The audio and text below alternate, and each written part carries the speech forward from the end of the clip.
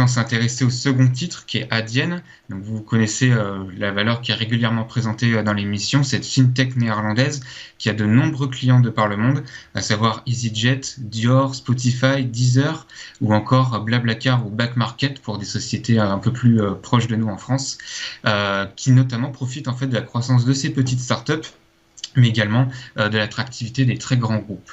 Ce qu'on peut constater, c'est que la valeur a publié récemment ses résultats avec une croissance de 31% de son EBITDA.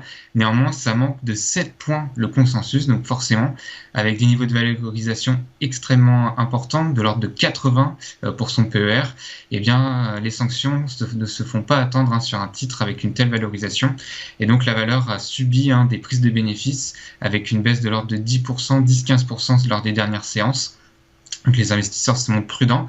Néanmoins, Adyen a signalé que sa marge brute pourrait s'améliorer dans les prochaines années et atteindre jusqu'à 65%, un niveau qui pourrait rendre jaloux LVMH ou Kering ou encore Hermès en France, où même des sociétés du luxe ne sont pas capables d'afficher de telles marges. Donc on a un groupe qui vaut très cher, qui a manqué le consensus. Néanmoins, après ce fort recul du titre plutôt, on pourrait revenir vers des niveaux de support qui pourraient redevenir attractifs, notamment à partir des 1200 €. Et donc à partir de ces niveaux-là, on pourra rouvrir des positions longues.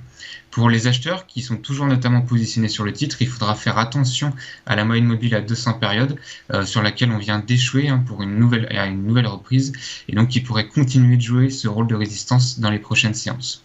Donc voilà, une résistance dynamique qui est la moyenne mobile à 200 périodes, des fondamentaux qui demeurent, même si on a manqué le consensus à court terme, mais à moyen long terme, les analystes ainsi que les dirigeants sont optimistes et à court terme, à moyen terme, on a un support à surveiller, que sont les 1200 € pour tous les opérateurs qui souhaitent se positionner à l'achat sur la valeur.